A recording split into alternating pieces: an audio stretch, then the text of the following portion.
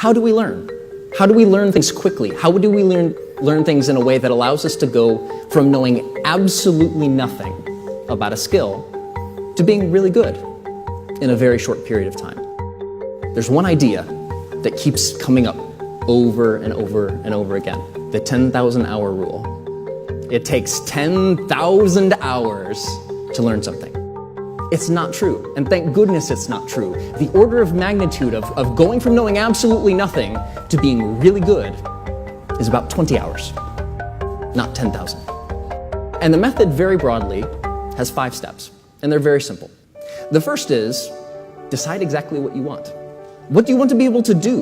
What is it going to look like when you're done? What are you going to be able to look at yourself and say, I did this thing that I've always wanted to do? What does it look like? The more clearly and completely you're able to define exactly what you want to be able to do, the easier it will be for you to find ways to accomplish that desired end result as quickly and efficiently as possible. The second thing that you do is what I call deconstructing the skill. So most of the things that we think of as skills aren't really just one skill.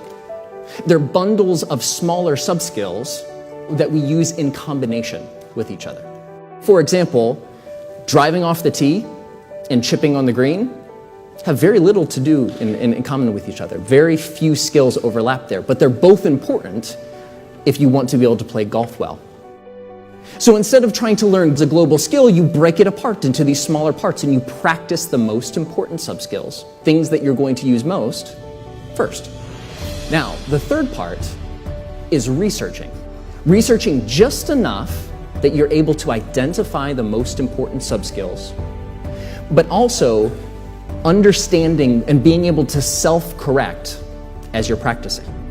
Go out and find 3 to 5 books, courses, DVDs, trainers, people or resources that can help you do that initial deconstruction. Now the trick is, don't allow that research to become a form of procrastination. The best approach is to pick 3, 4, 5 resources. You don't go through them completely.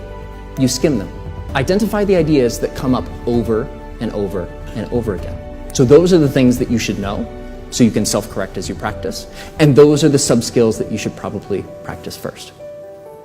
The fourth part is removing barriers to practice, making it easy to sit down and actually do the thing you want to get better at. So in our lives, we have thousands of distractions. During the practice process, turn off the TV, block the internet, close the door, turn off your cell phone. Remove the distractions that can take your focus away from whatever this thing that you're trying to practice is, and make sure that that time that you have set aside to practice in a way that was going to make you better is as undivided and focused as possible. And fifth, and very importantly, pre-commit to at least 20 hours of focused, deliberate practice before you begin. And that's really it. There's no magic to it. It's just focused, strategic effort invested in something you care about and something that is going to be rewarding to yourself. Learning, the process of learning, is not difficult.